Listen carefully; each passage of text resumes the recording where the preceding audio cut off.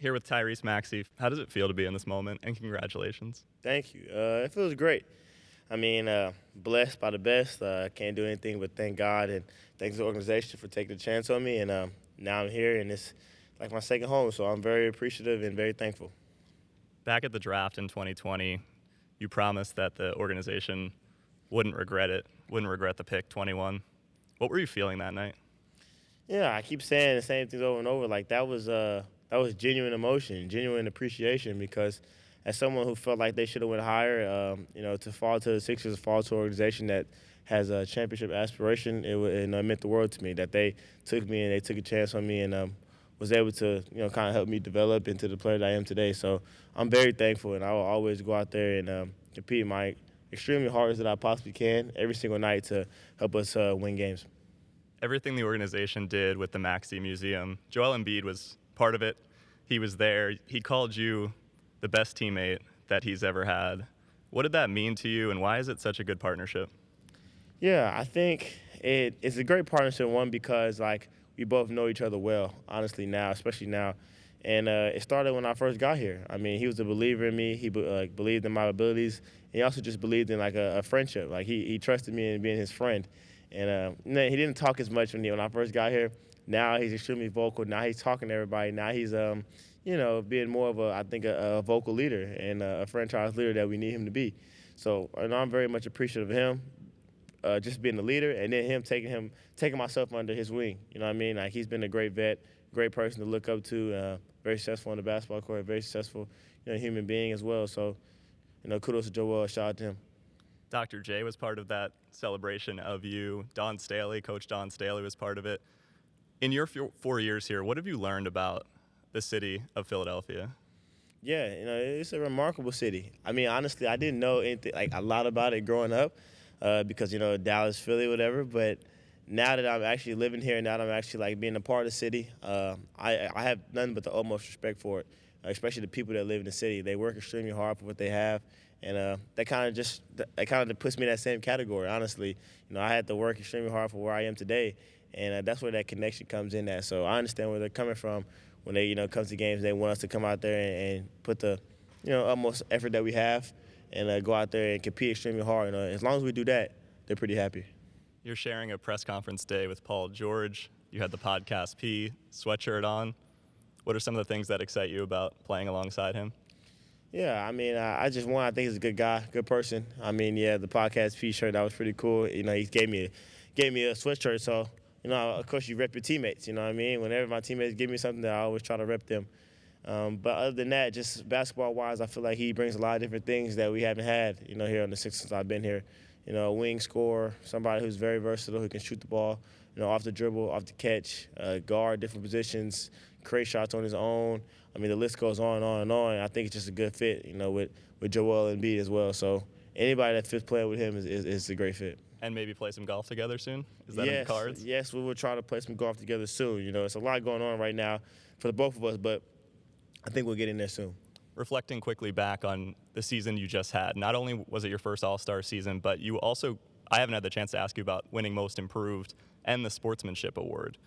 What did it mean to you to win each of those, respectively? Well, earn the All-Star bid, but also win those two other awards. And were those ever goals that you set out to achieve? Right. I think it was extremely important for me to win the Sportsmanship Award just because, I always talk about how my grandmother, before she passed away, her biggest thing was, listen, this also goes in giving back as well because I won an award, I think, in December of, the year before last, season before last. But she's always on me about just, giving back and being a great person. She's like, you're going to be good at basketball. You're going to be really good at basketball. But don't let that change who you are as a person. Don't let that, make you not treat people the way that you want to be treated. And she was always big on that. So for me to win the Sportsmanship Award, I'm the ultimate competitor. I hate losing. I really don't like losing at all, and I love winning.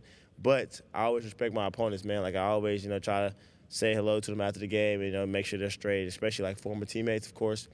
So that's number one. And number two, winning Most Improved has been a goal of mine since after my rookie year because I think my biggest staple of this league and, what people know me for is getting 1% better and finding ways every single year to come in and have something new added to my game. And because of that, I'm so thankful for winning Most Improved Award because it's what I stand by, literally what I stand by, working hard every single day. Day in and day in and night in. So it's been great. So I can't complain about it at all. Some of those improvements last summer were things like playmaking, and I know you said high pick and roll decision making. Can you yet reveal what some things that you're working on this offseason, or do we have to wait and see? I think we just have to wait and see, honestly. I mean, I think I have a lot of different things that I want to work on. For me, I'm very open to getting better and like working on my weaknesses, because I feel like it's fun. It's fun to work on something that you're not good at, especially being a high-level basketball player. You're so, like, a lot of us are so good at a lot of different things. When we're not good at something, it's a challenge for us, especially for myself, and to try to get better at it every single day. So those are things that I've been working on, and just my mind as well. My mind. I know I'm going to have to go out here and help to lead this team as well. So those are some things that I've been working on, just vocally being able to coach guys through things. So I have one of my best friends working out with me, and I think it's really good for me because he's not skill-wise not on the same level, so I can kind of teach him some things. You know what I'm saying? Talk him through some things. I think I'm gonna have to do that. That's another skill level that I'm really working on. So him being there, him being able to help me, kind of learn that skill and kind of fine-tune that skill, it's been great. I'm going to end by borrowing from one of my favorite podcasters. What's something that you were thankful for in this past week or these past few weeks? I've heard that before a few times. I think what I can say that I've been thankful for is my support system. And when I say that, I don't mean just my family, because my family's been there since day one. But my best friends, my agency, those guys, like that little support group has been big for me, man. Like, they have done a lot for me. They have made me feel very special. They have made me, I'm a guy where I don't really like celebrating my own stuff. Like, that's not something that I like to do. But they've made me take time and actually celebrate some things, and they put some stuff together. I don't like surprises, but they put some stuff together for me that's been great. So I'm very appreciative of them, man. Like, they showed a lot of love, and they do a lot of sacrifices for me. So I can't complain at all. I appreciate them. So the last one, what's something that you want to get 1% better at in the next week or so? Right. I think the biggest thing that I want to get 1% better at is I've started reading, like, the Game of Thrones series books.